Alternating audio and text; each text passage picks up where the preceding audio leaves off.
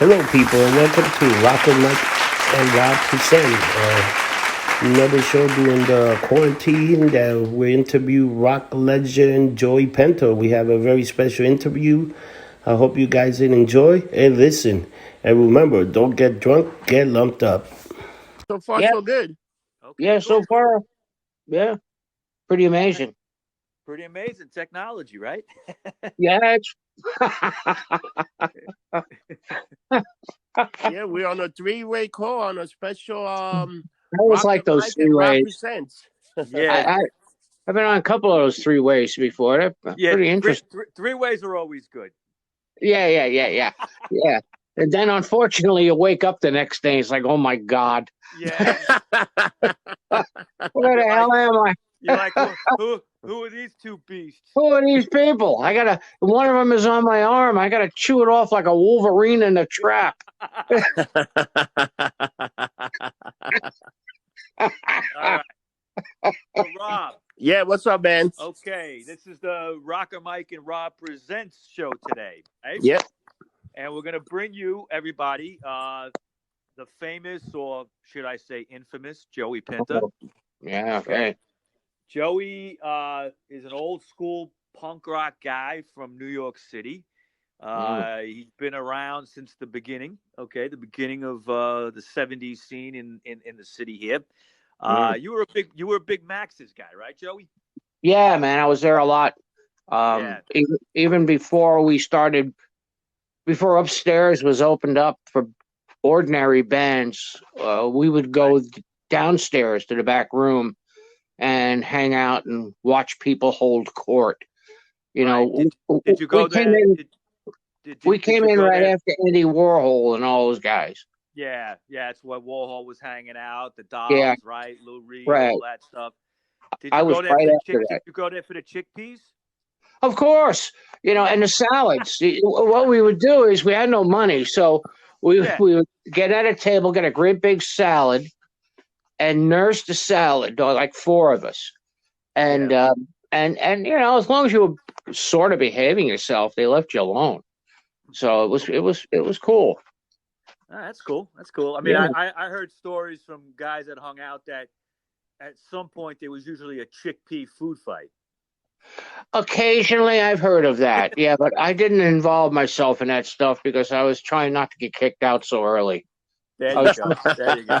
you I have to was sit. You have to stick around and see the band for God's sake. yeah, I was 18 or something like that, and Yeah. I was still young enough to be nervous.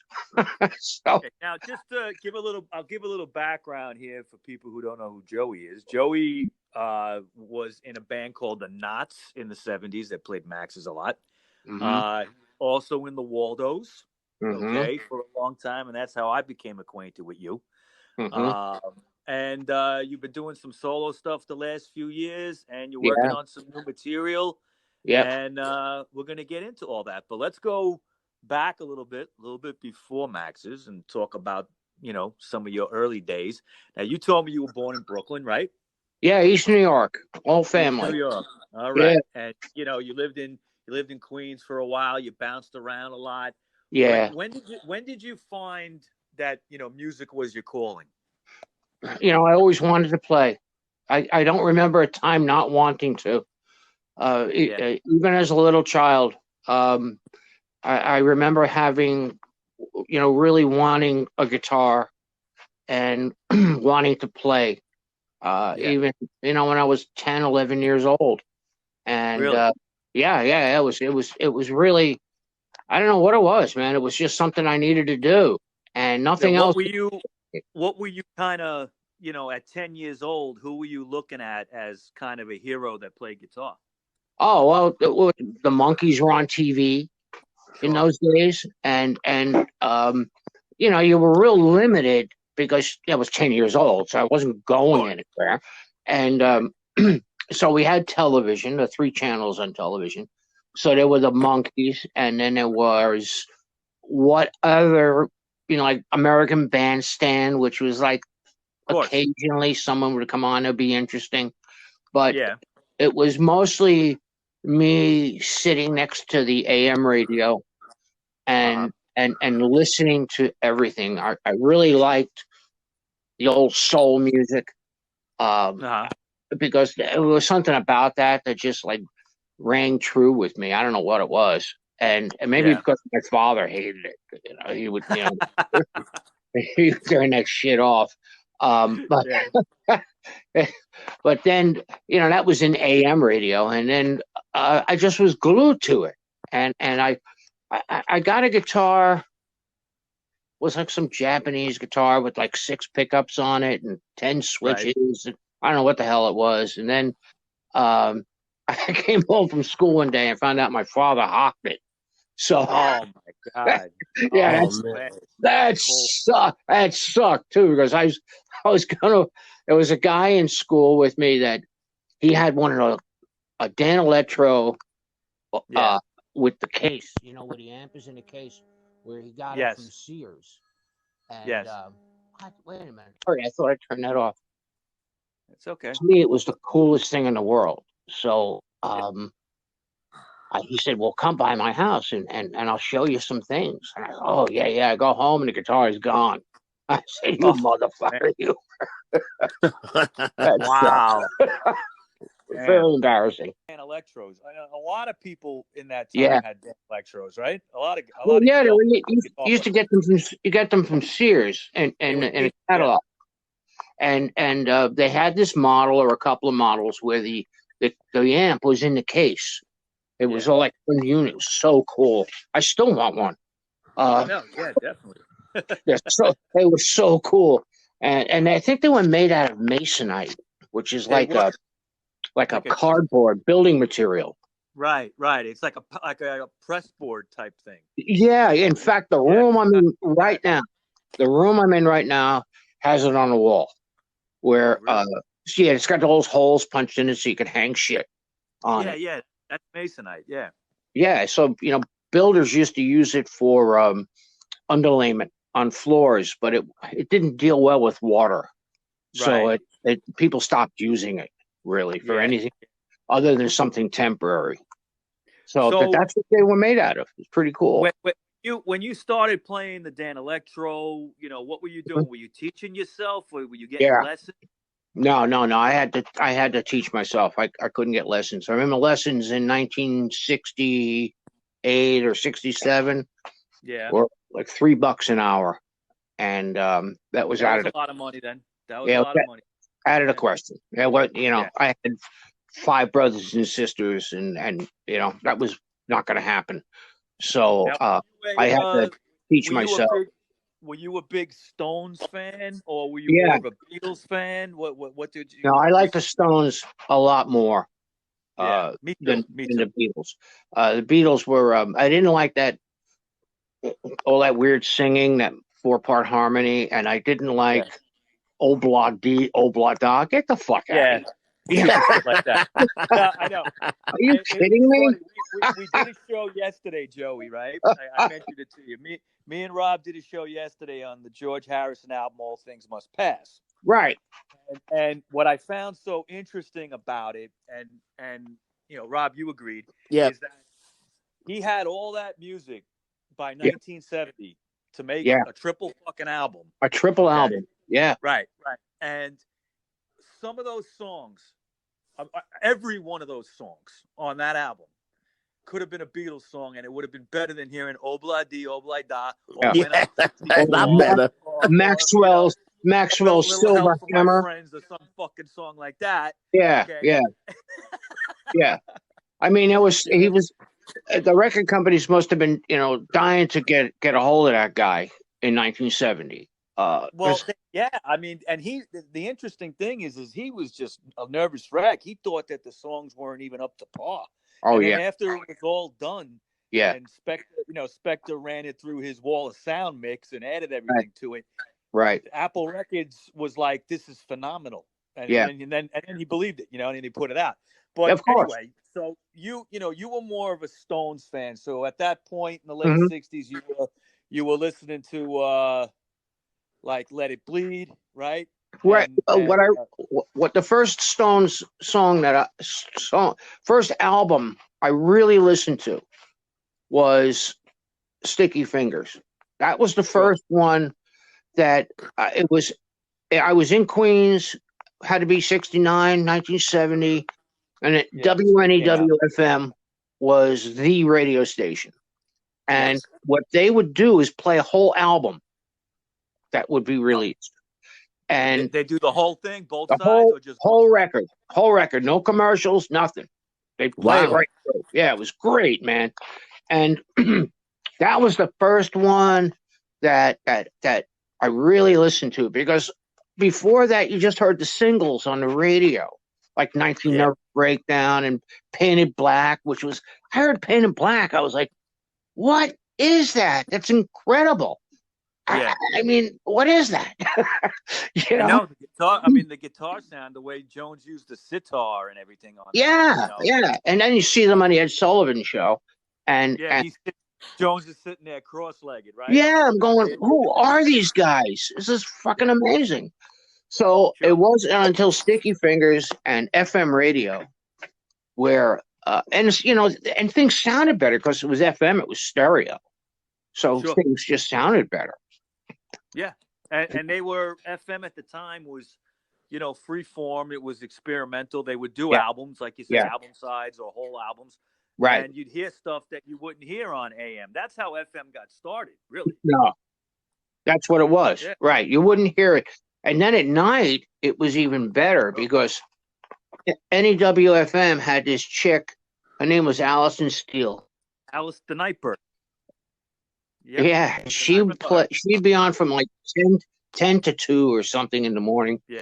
And she would play whole sides of records. And it's freaking great. I mean, it was, you don't hear that anymore, but she had that. It's just great. She passed away, but she used to have that, like, she used to have that sexy, dreamy voice. Oh, yeah. Oh, yeah. When you're 16, 17 years old. Holy. Wow. Yeah. Wow.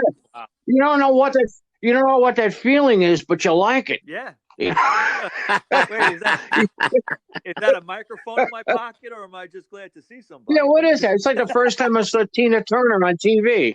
I was like, what? I don't know what is happening here, but I really like it. Speaking of her, I know you know the Gimme Shelter movie, Joey. Okay. Of course, yeah. How about the Tina Turner scene in that movie? Oh, man. When she's singing the Otis Redding song, and she's just she's singing it. She's got her hands on the mic, and she's stroking the mic. Oh, yeah. Oh, yeah. Yeah, come on. Don't even get me going here, This is going to get turned off. What I have to charge? You're going to charge me for this now? $5 a minute? All right. We're getting off topic here. Anyway, so, you're teaching yourself guitar. Now, when did you... Did you have any bands in high school or anything, or no. What did you do? No, because after that, band you got together. What's the first band you played? All right, I would answer ads in the Village Voice, and go to meet people, and nothing was happening. I really, I didn't. I was just hanging out with guys in high school who were listening to, Layla and American bands, and it looked like hippies. And I was trying to figure this stuff out. And then what happened was a neighbor came by with an album, The Rise and Fall of Ziggy Stardust. There you go. And it changed. Great album. Changed my life. It was like, first of all, I looked at the cover and I was like, what is that?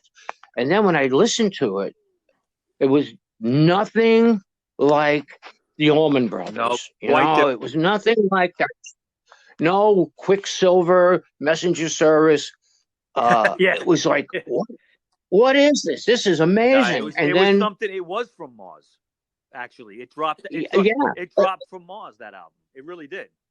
Yeah, and it changed my life. I said the whole direction of music for me changed. Sure.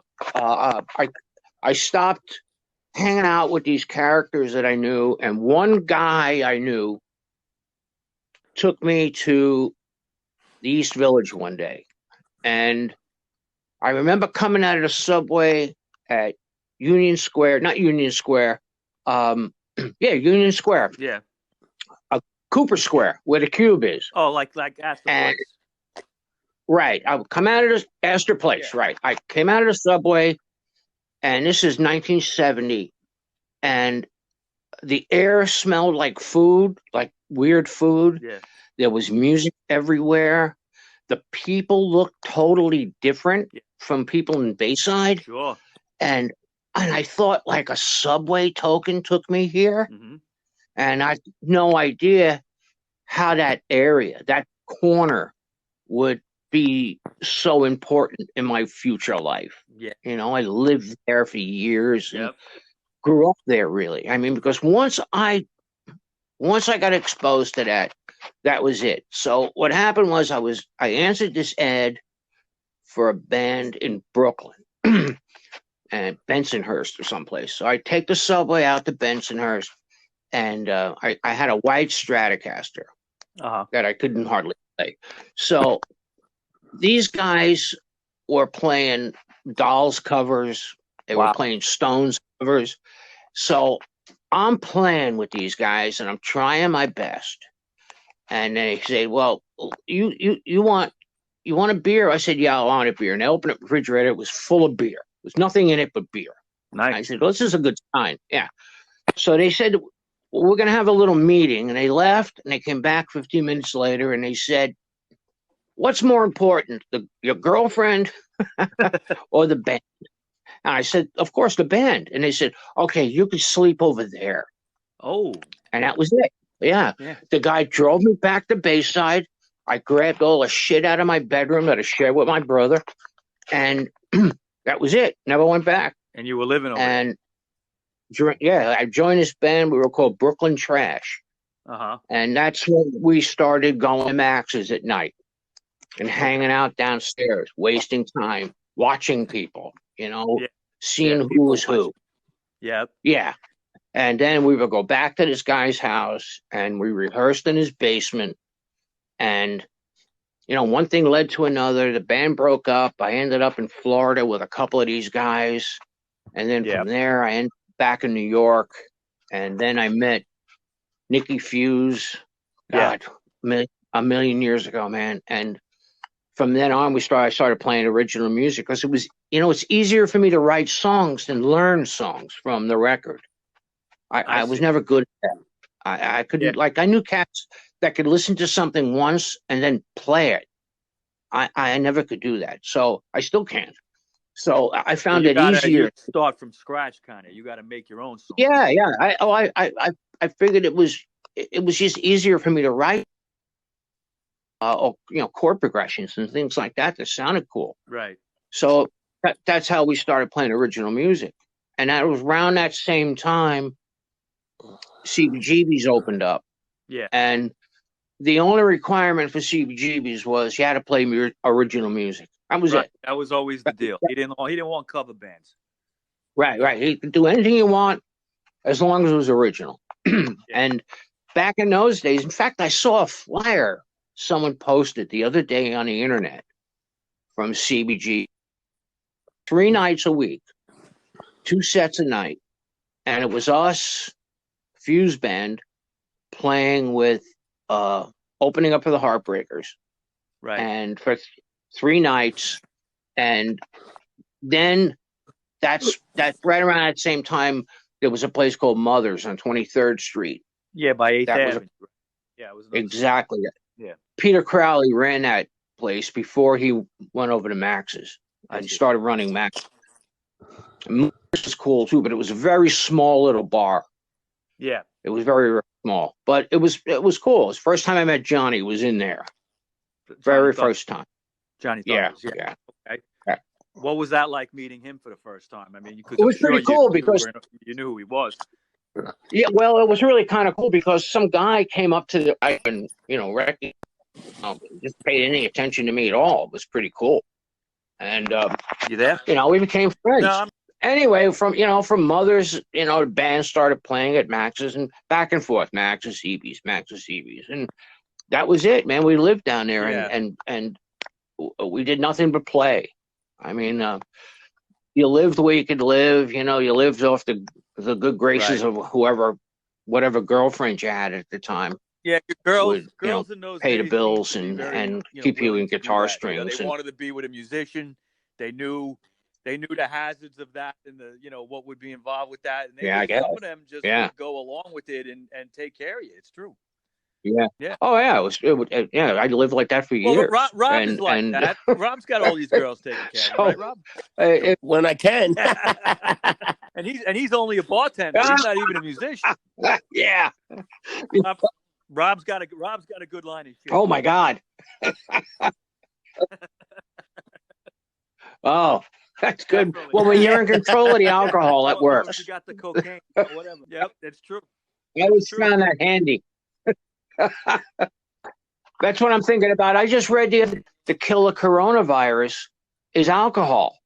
So my theory is for every shot you drink, take a little and rub it on your body. And then the virus can't get next to me. Oh man. Well, so now you were playing, like you said, you were playing Maxes, you were playing CBs. When did this all become the Knots though? Okay, because now you're playing with Nikki Fuse. When did it become the Knots? Yeah. What happened is there's no definitive line. Things kind of blend. Fuse sort of broke up. I started playing with this other band called Lost Tax. It was a really cool band with this chick singer, and I never liked playing with chick singers because what happens is somebody in the band starts to fuck her. So then you've got like two people now you got to argue with instead of one. So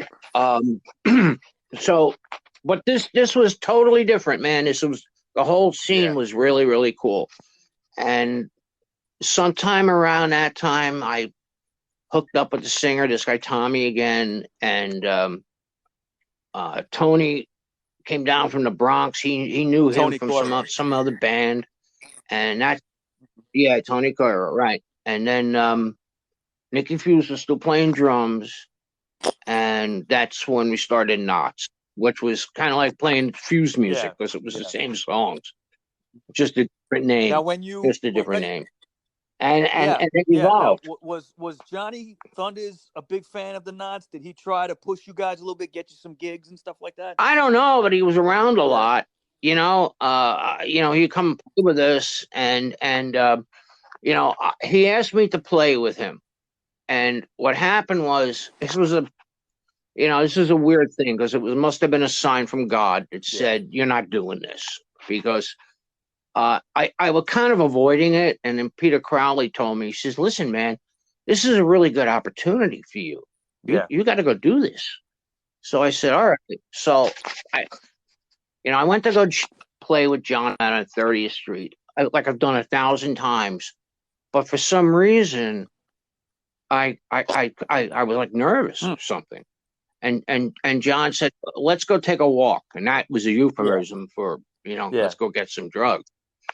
And I did more than I should have, and especially around that guy, that he had the tolerance of a bull moose. I mean, nobody ever saw the tolerance like that. Yeah, I've seen it in my own eyes, man. I saw him do things that were like fucking amazing.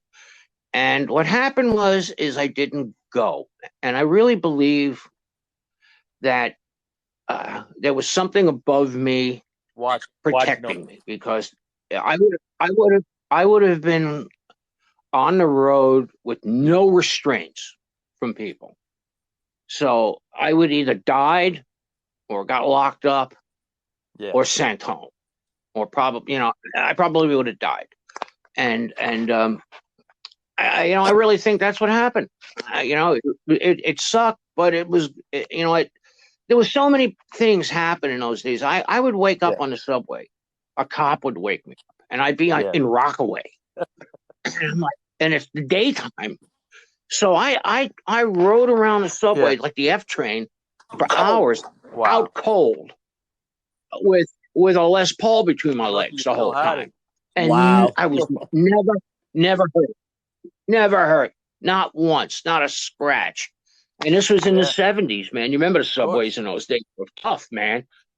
And I would be at the end of the line where a conductor, a cop would wake me up, and I go, what the fuck? You know, I'm in Rockaway or some other place, and try to make my way back. And I didn't realize, because you could have cut my throat with me a good or two. So, Mark, and I was spared that. I was spared. So there's something. Yeah, I've been there too. I've been there too. You know, I've been there myself, Joey. I know how that is. You know, I've woken up on the subway at the last stop and wondered how the hell I got there. You know. All right. Are you guys back on yet? Yeah. There you go. Okay. The call keeps dropping somehow. Yeah, I don't know why. I don't know why. It's either it's like atmospheric. We'll take care of it in the editing. Don't worry about it. Sunspots. Okay, so you're playing with the knots. Now, at some point, you were going to start recording, right? Well, yeah, we always wanted to record, but it was always so expensive. So we had to get somebody to pay for it. Right, but you managed to get a single out, right? Yeah. That was like it was interesting because that was actually Fuse that did the single. Like on the cover, Nikki and Tony are on the cover, but they didn't play on that record at all. Right, I know you guys did all the stuff yourself, right? Basically. Yeah. We had another drummer, and I played bass and guitar. Right. So how that ended up like that, I don't remember. To be honest with you, I don't know. And that was the song "Heartbreaker," right? An Action. Heartbreaker in Action, yeah.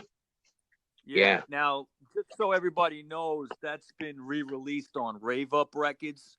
Really good Italian label. Yeah. And, you sent that to me, Joe. I really appreciate it. It's really good. The 3 tracks on there: Heartbreaker, Action, and Glad to Be Alive. On that was lost for years. That last song. Glad to Be Alive.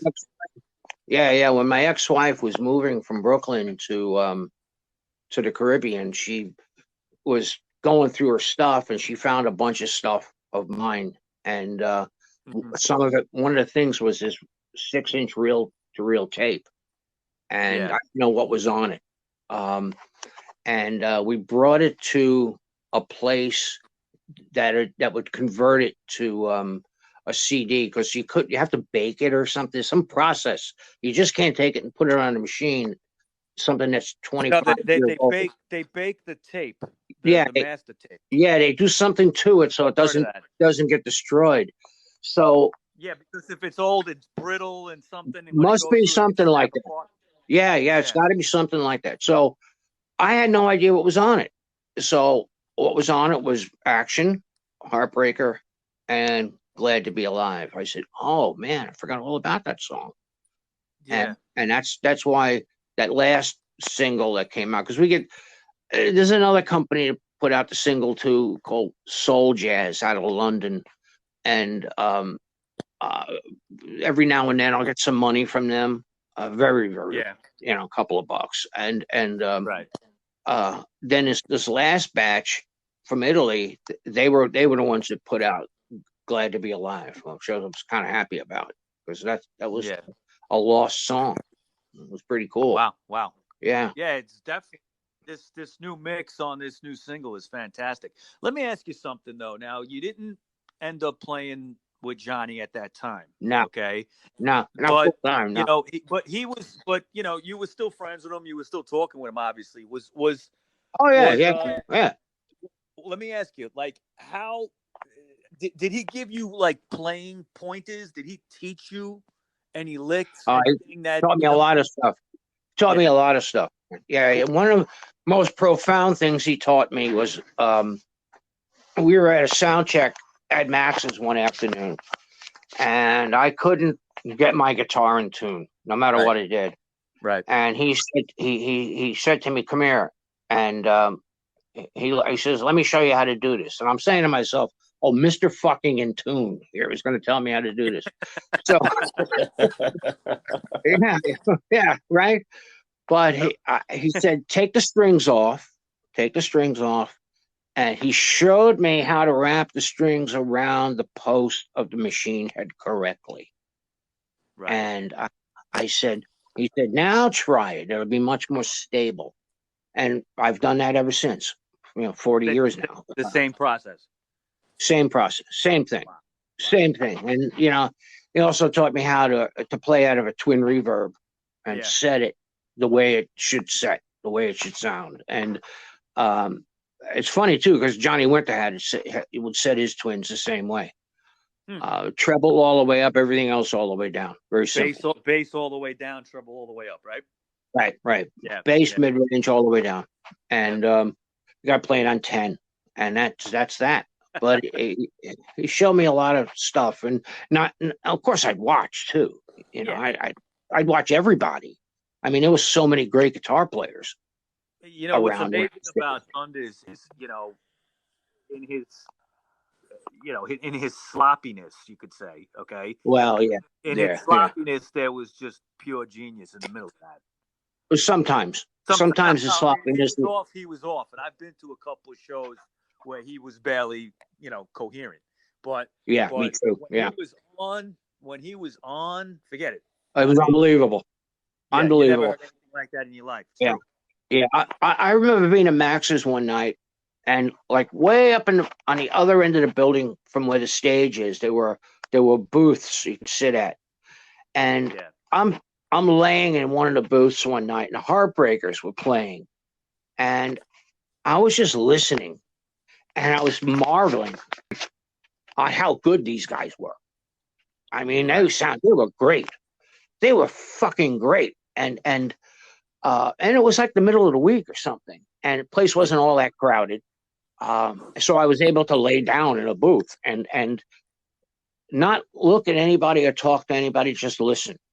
And I was way away from the stage. So I could really hear well. And it dawned on me. I said, these guys are fucking serious, man. These guys are so good. Out of those bands, let me just tell you, in my opinion, out of all those CBs, Max's bands, the Heartbreakers were like a level above. All right, and that's not putting anybody down. Okay, I mean, I'm a gigantic Ramones fan. But the Heartbreakers were, just a slightly different level with everybody else because of Johnny, I think. Yeah. Well, Walter too. And Jerry. And there was all four of those guys. Yeah. Were better together than they were serious. Apart. Yeah. I guess. Yeah. It's just the way it was. It's just all four of them. And I was lucky enough to play with Billy a lot before he died, because I didn't know him all that well in those days.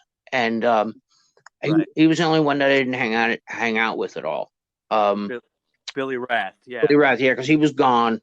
But I'm telling you, when they were together, it was just, when Tony C put this gig together with them, he was playing bass with Jerry and John and Walt. They played, and I got to tell you, man, they were fucking great. They were great. Is that you? Are you talking about the when they had the memorial? No. John was still alive, and Tony put this gig together. He had a hard time getting it together because as soon as he mentioned Johnny Thunders, people hung up on him. And so he was good like that. He could book gigs, and he booked all the Waldos gigs and shit. So he managed to get booked. There's some pretty nice place. I can't remember where it was on the west side. The Marquee? Was that the Marquee? Yeah, I think it was the Marquee. Yeah, I was at that gig, Joey. That's the one. I didn't mean to say memorial for Johnny. Right. I'm just thinking that was around the time when Stiv Bators died, but that wasn't a memorial for Stiv. That was just a regular Heartbreakers reunion. Right. I was at that show. Yeah. They were, and it was a big place, right? It was a sizable place. It was on the west side in the 20s. It was a big club. Yeah. So they had like a balcony, and I remember being up there, and I was stunned on how well they played, because Tony was telling me at rehearsals they were like, kind of like feeling each other out, and he said it was really kind of divine. Yeah. But shit, man, and Tony made sure too that John didn't get out of control during the day, like he told the Tony had played with him. Tony had recorded with him before, though, in the studio, right? Did he do like not a lot? No, once in a while. One or two or three songs, maybe something like that he played bass on. I never heard anything. I think the stuff that he did ended up on like those albums that Johnny would put out, like the new Too Much Junkie Business or something like that, or one of those things where he talks in between the songs. You ever hear those albums? Yeah, maybe. I don't know any. I'll be honest with you. I don't know any.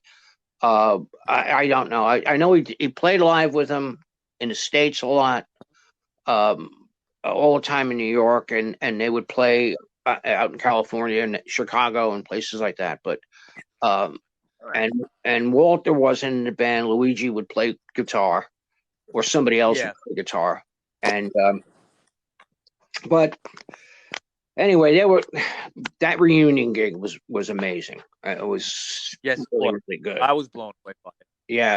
Yeah. So they made sure that Johnny didn't get money during the day. That's why. Yeah, had to be careful with that, right? Yeah, well, they told club guys don't give him an advance if he came by. That was his shtick all the time. He would go for an advance, and then who knows what would happen. Who knows? You never find him, right? He show up, maybe. Yeah, maybe. And if he did show up, you didn't want him to show up. He might be a mess. Right. Yeah. Right. What I wanted to get into now was your time in the Waldos a little bit. Now, just so I want to give just a little speech here about the Waldos. There was a point I felt in the late 80s, early 90s, where the Waldos were really the best club band in New York City at that time. Okay. You guys played the Continental most of the time, not every time, but a lot. Okay. Which was a great club on 3rd Avenue in St. Mark's Place. They actually just knocked the building down this year. Last year, I heard that. It's gone. Yeah. Yeah. Gone. Sad to say they're putting up another piece of shit office building, but that's where it was. And that Friday nights, Saturday nights when you guys played, it was to a packed house. Always. Great. And I had a lot of fun in those days. You guys were always me too. Always played well. I don't think I ever saw a night where you guys were off. Occasionally. Well, it didn't matter. It didn't matter because I was probably too lumped up to even know. But it was. Well, I was told that it was always a spectacle, and that was a good compliment. And you never knew who was going to pop up. I remember one time standing. I always stood right in front of you, honestly. Oh yeah. I would take a table, or if the table wasn't there, I'd stand right there, and you were always on the the right side looking at the stage. And, and I would watch you shred, and it was amazing. Okay. I remember one time, I think you were doing Too Much Junkie Business. Mm-hmm. Okay. And you were doing your little thing, your little solo. And I turn around, and you know who was standing behind me? Who? Iggy. Oh, really? Iggy Pop. Okay. Wow. And he's standing behind me, and he's playing air guitar like you. Oh, no kidding. Yeah. And I'm like, hey, Iggy, and he's like, hey, what's up? And because I used to see him around a little bit because he used to live on Avenue B. And really? In those days, I lived on 10th between 1st and A. And he used to walk around he had this like very beautiful Japanese wife at the time. Wow, really? And, wow. He would be out and about, and I'd bump into him once in a while. But, you never knew at the Continental what was going to happen. It was always a place that, somebody would come down and check out a band. And you guys were like the hottest band at the time. Yeah. But you had put out a single. Right. What was it? Was it Crazy Little Baby, I think? Crazy Little Baby and, oh, God. Crybaby. Crybaby too? Right? No, it was one of those two. there was hold on. I actually have it right here. Hold on. Okay. Okay. With the green background. Yeah, Crazy Little Baby and Cry Baby. And Crazy Little Baby was sung by Walter. And Cry Baby was sung by Tony. Right. Yeah. And actually, I'm looking at your autograph right now, Joe. You signed this for me many years ago. Oh my God. Okay. And then, that was in the early 90s that came out. Yeah. And then you were going to be working on an album. Now, I remember that album came out in 94. Right. Called Rent Party. Right. And it was very, everybody was looking forward to it. I remember talking with, everybody at the Continental, and they were like, all anticipating that album coming out. It took a long time. Go into that just a little bit. Where did you record that album mostly? Out in Brooklyn. A place. Was it Coyote? Yeah, that was the name of the place. Thank you, because I couldn't remember. Yeah. That was the name of the place, Coyote. And I think that was the place where Walter was used mostly, right? His stuff. On the album, yeah. Well, Cry Baby, Tony wrote, and there's another song that he wrote on that. The fuck was it called? I don't remember. Crazy. That's what it was. So I think it's a minimum. Yeah. Crazy About Your Love. Yeah. Okay. So those two. That's cool. And the single that we did that we did out in Dave Ing's studio. And Johnny had an early influence in that because because he came out and started producing it. And I don't know what happened. We ended up we were doing it in this guy's house, and then he got a lot of money, and then he built himself a real nice studio out in Brooklyn somewhere. And we did it there, but it was a strange studio, man. It was it was made for rap music, and everything was electronic, and I'm surprised it came out at all because nobody knew what they were doing. It was crazy, but it worked. It worked, but and I don't know, 2 years to do it, and we had to pay for it as we went along, of course. So I would think it was 2 years, something like that. Yeah, and that album would come out in 94. 94, what is it? Oh my God. Yeah, the album came out in 94. Yeah. So God, and Jesus. I still run into people, from that day that I talk to, and we'll always bring you guys up, and they say they still listen to the album. I still listen to the album. I listen to it as much as I always did. Wow. It's just one of those classic records. The Waldos have come out with a new album in the last year, and it's not bad. Yeah, it's not bad. Yeah, I play on one song. Yeah, that's right. I was going to ask you about that. Part of one song, right? Part of one song. Yeah. But lately you've been doing some stuff out of your studio, right? In your house. Yeah. Okay. Now in 2015, you came out with a solo record just called Joey Pinter. Right. And it's got 17 tracks on it. I'm looking at it right now. Mm-hmm. And what was some of the origins of this? These songs I wrote since when I got out of prison in 1998, my February 2nd, 98, my birthday. I didn't even own a guitar because before I went away, I lost my mind completely. So everything was gone. And wow. Yeah, everything was gone. So what happened is I'm living out on the island in 98, about 99. And I walk into this little music store in Riverhead, out on the east end. Yeah. And I see this blue telly. And I go, well, let me try it. Because I was mad at everything, man. I was just so fucking pissed off at everything. Because, it was just, I was just angry. And, and so I buy this telly, which was, I was saying to myself, I'm just going to buy the telly. I'm going to lose my mind. because, I always looked at music like it was all or nothing. Never a hobby. It was never a hobby. So I bought this thing, I took it home, and I quickly realized that a lot of anger dissipated through that thing. And I started writing songs again. And it took me a couple of years. I had to learn how to use this recording stuff.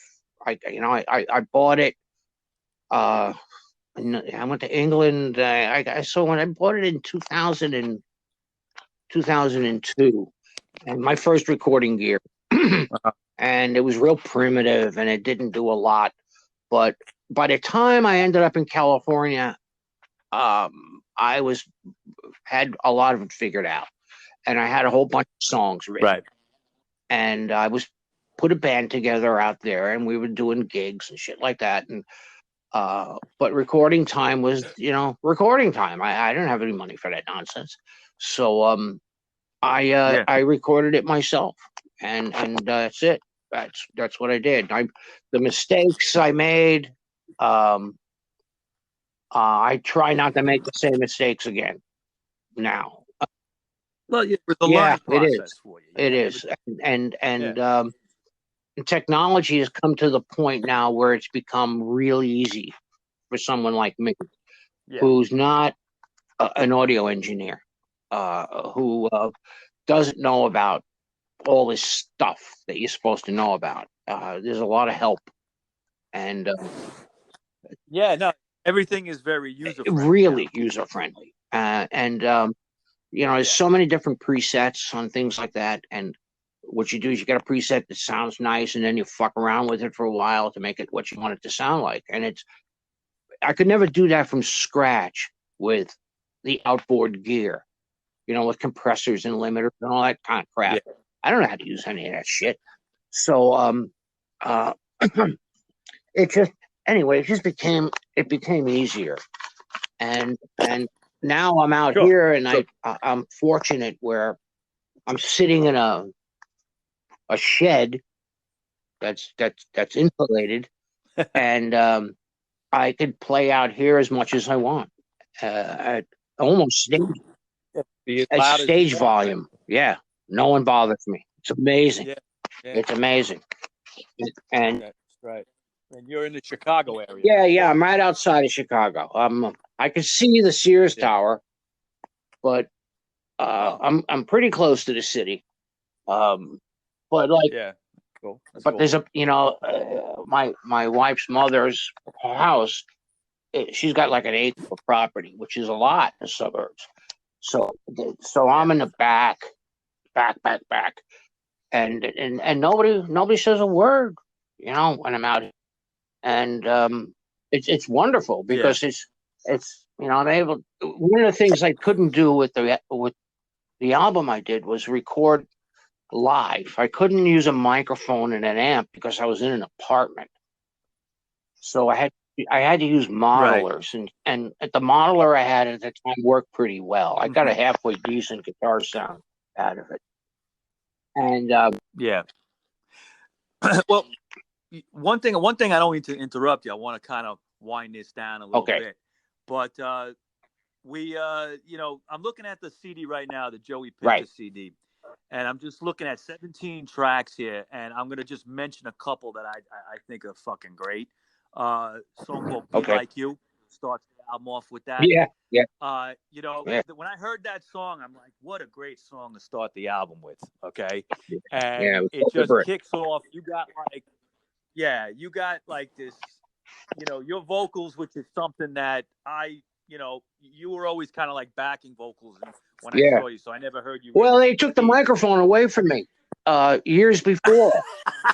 We were playing at Max's one night with the Knots, and it was Christmas. Yeah. And we had this English lead singer, and he said to everybody, "Happy Merry Christmas to everybody." And I was half in the bag, and I said, "Fuck Christmas, let's play." And apparently some people took umbrage to that. Yeah, and after that, I was never allowed a microphone. So you sound like Rob at the international ball when it's Christmas time. He's always like, "Fuck Christmas. fuck I Christmas. hate Christmas." You know that I remember. Yeah, it was a bad night, and and you know something, I Wow. occasionally hear from people still there, Yeah. and they go, "I was there that night." You know, remember? When Yeah, you said I could have set myself on fire, and it wouldn't have made that much of a big deal. Well, what I gotta say is that this "Be Like You" song, "Sad Girl," Orient Door, Swamp Boogie, Isadora's Yeah, Last Dance. I like that yeah. one a lot. Okay, and this whole album is Thank great. you. It's just like snotty ass Yeah, lyrics, snotty yeah. ass vocals, Thunder's style Oh, guitar. blatantly You're stolen. doing your thing. Blatantly I'm not stolen. Admitted. Ripped them off blindly. okay. You ripped them Blindly. off. Yeah. All right, No that's good. problem. You ripped them off. Okay, but Yeah. that's okay. Anybody's You got a rip them problem off, with that's it, they can fine, fuck themselves. I Hey, so guys, Mike, I got 4 minutes for you guys to wrap it up. Oh, okay. Yeah. And I'm gonna just bring up the point now that you got some stuff on Yeah. SoundCloud. Yeah. If anybody's interested, you got a track called "Nobody Cares About You" and a track called "Useful Idiot." Oh, yeah. What was the second one? Useful Idiot. Yeah, that's right? that's like the next continuation of Be Like You. It's like it's a big fuck you to everybody. It's the sequel to "Be Like You." Yeah, it's like, hey, fuck you to everybody. That's yep.